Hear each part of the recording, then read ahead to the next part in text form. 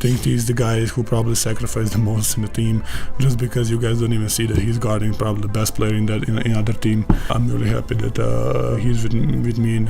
And I don't know who asked me, like top 5 my teammates, and he's in my all-time 5. So somehow Aaron Gordon has pulled off one of the wildest transformations we've seen in just a year. He didn't just improve, he reshaped his game in a way that's pushed the Nuggets forward both in the playoffs and throughout the regular season. Denver went 17-14 without him and 33-18 when he played. I can't believe a Denver player not named Nikola Jokic has this kind of influence. However, Jokic's influence on that transformation is huge. Let's break it down. Gordon is truly playing the best basketball of his life in these playoffs. Not only has he delivered 2 crucial game winners, and this is for the win. Oh, it's close. They're going to call it. Buzzer. Did Gordon beat the buzzer? 7 seconds left.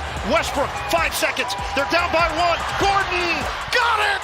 but he's also been consistently efficient, earning legitimate recognition as Denver's second option. Jamal Murray's performances are a bit on and off, while Gordon is a constant presence on both ends of the floor. In this postseason, Gordon is averaging almost 18 points, over 7 rebounds, and over 2 assists per game, while shooting just under 50% from the field and almost 40% from 3. It's a significant improvement compared to the regular season. There, he averaged 14.7 points, 4.8 rebounds, 3.2 assists, and shot 53% from the field, as well as 43.6 beyond the arc. To understand this evolution, I feel like we have to peel it back a little. Looking at Aaron Gordon's journey since entering the NBA, it's fascinating to see how many phases his career has gone through. AG was drafted as the 4th pick, and those who remember those times, even a few years prior to the draft, know how popular he was in high school. Thanks to his athleticism and jaw-dropping dunks, he was in the brightest of spotlights. Then, when Gordon joined the Orlando Magic, it seemed like the perfect environment for him to grow into the face of the franchise. The roster featured promising players like Victor Oladipo, Nikola Vucevic, Tobias Harris, and of course Gordon himself, the youngest of the group. Gordon showed progress every season, but after 3 to 4 years, it became obvious he won't fulfill those superstar expectations. Though he remained a reliable two-way player and a phenomenal athlete, nobody really saw him as a key piece on a championship contender. The main issue was his playing style. It required a lot of touches to get his scoring numbers, yet his efficiency wasn't at the level needed for a winning team.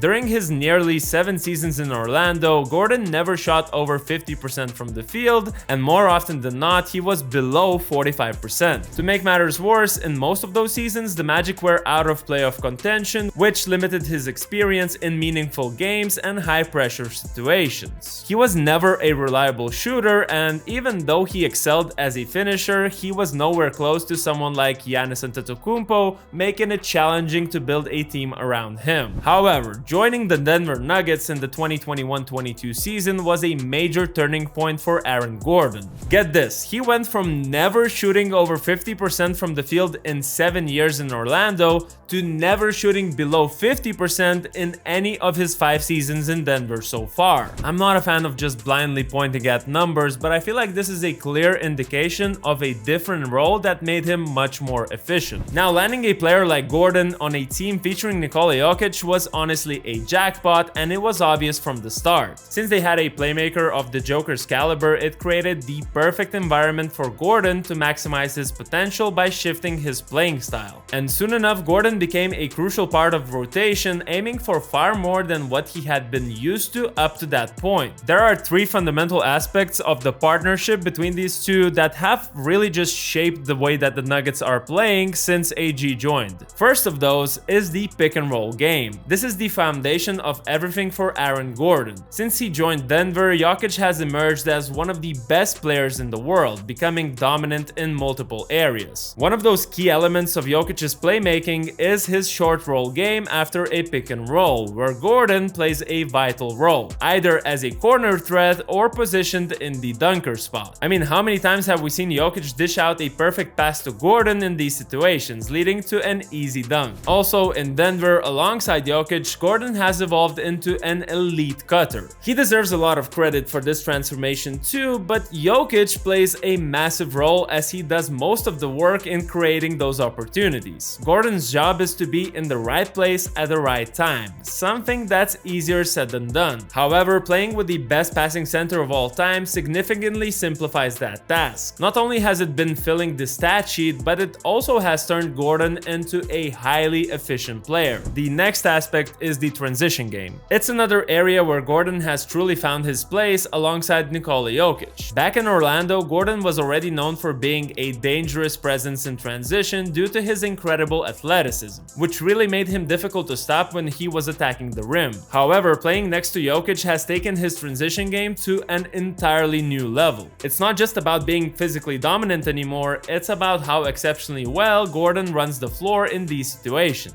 Get the stop, long way pass, Jokic is out there, give it to Gordon. Whoa! He no longer relies solely on his athleticism, instead he's become highly efficient at positioning himself. Once he reaches the right spot, Jokic finds him with a pass delivered faster than any other player could imagine. At that point, trying to stop Gordon near the rim in transition is almost impossible. It's a combination of Gordon's improved awareness and Jokic's elite vision that makes this duo so effective in transition. Third on the list is the post-up game. It's no secret that Jokic is the best post player in the NBA, and stopping him one-on-one is virtually impossible. Naturally, this leads to frequent double teams as defenses focus entirely on containing him. There's nobody better in the NBA than Jokic to exploit it by finding open teammates. And that's the thing, typically when building around a dominant post player, teams look for shooters to create good spacing and stretch the defense to punish excessive help. In Gordon's first few seasons with the Nuggets, he didn't quite fit this mold as his shooting wasn't reliable enough to be considered a consistent threat. However, this actually turned out to be an advantage at times for Denver. Instead of just surrounding Jokic with shooters, they also had an elite cutter in Gordon who capitalized on extra attention Jokic drew. Gordon's ability to finish around the rim provided the perfect balance between interior presence and outside shooting, giving Denver a unique edge and making their offense far less predictable. But all of this has reached an entirely new level this season. The most striking part of his transformation is how much he has improved his shot. It's honestly mind-blowing. Last season, Gordon shot just 29% from three-point range. This season, that number skyrocketed to 43%. And it's not just about accuracy. He is also taking nearly twice as many attempts per game. His volume jumped from 1.9 attempted threes per game in 2023-24 season to 3.4 this season. In the playoffs, he's actually shooting even more threes, averaging 4.3 attempts per game while making 1.7. These percentages are on par with elite stretch power forwards, something Gordon has never been able to be before this season. Now, whenever I hear about a player drastically improving his shooting percentages, I always look at the free throws. If you're getting better from the line too, it usually means you're truly figured out your shooting mechanics. Last season, Gordon shot 65% from the free throw line. This season, that number jumped to 82%. It's almost surreal. Throughout his career, excluding this season, he hovered around 68% from the line. Suddenly, he's hitting 80%. When it comes to the three-pointers, I mean, just take a look at his percentages from the corners, which is one of the most important stats for Gordon, knowing how much time he spends there, both in pick-and-roll situations and in general. During the regular season, he shot an incredible 48% from there. I don't think some people realize just how much this changes the dynamics of Denver's offense. Suddenly, the spacing is so much better. While all the things I previously mentioned about him and Jokic, the pick and roll, the transition game, post-up situations, and their incredible chemistry are still there. But now you also have Gordon as a major threat from beyond the arc. This makes defending Jokic even more challenging because what used to be a relatively safe shot to give up now has become something you really can't allow. Do you stay close to Gordon at the perimeter, risking Jokic's interior dominance, or do you help inside and leave Gordon wide open for a 3? It basically turns into a pick your poison situation. There's a bunch of other advanced stats that we could look at, but I feel like at this point you're already sick of numbers. In any case, one thing is crystal clear. Playing with Nikola Jokic will massively improve your game. It's not just about the basketball IQ he brings on the court, but the self-confidence he instills in his teammates.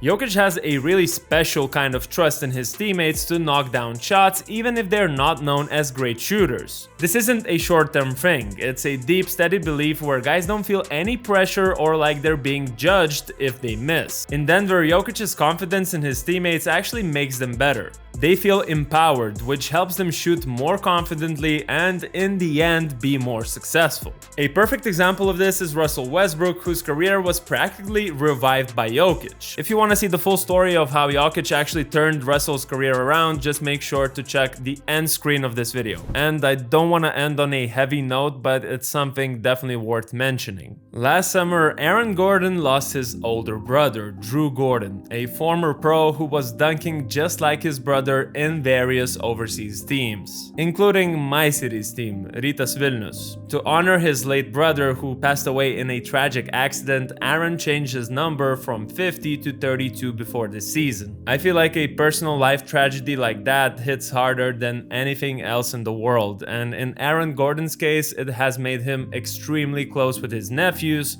who were left behind without a dad. I'm not going to further speculate if this sparked something in AG's heart that resulted in this transformation, but I feel like it's still something to keep in mind too. May Drew rest in peace. And now, since I have to wrap this up somehow, I'll give the stage to you. How far do you think this version of Aaron Gordon can take the Nuggets? And has Jokic truly unlocked a long-term second star in Denver, or is this just a short-term thing? Drop your thoughts in the comments below. As always, if you enjoyed this video, make sure to hit that like button and subscribe for more NBA takes through an overseas lens.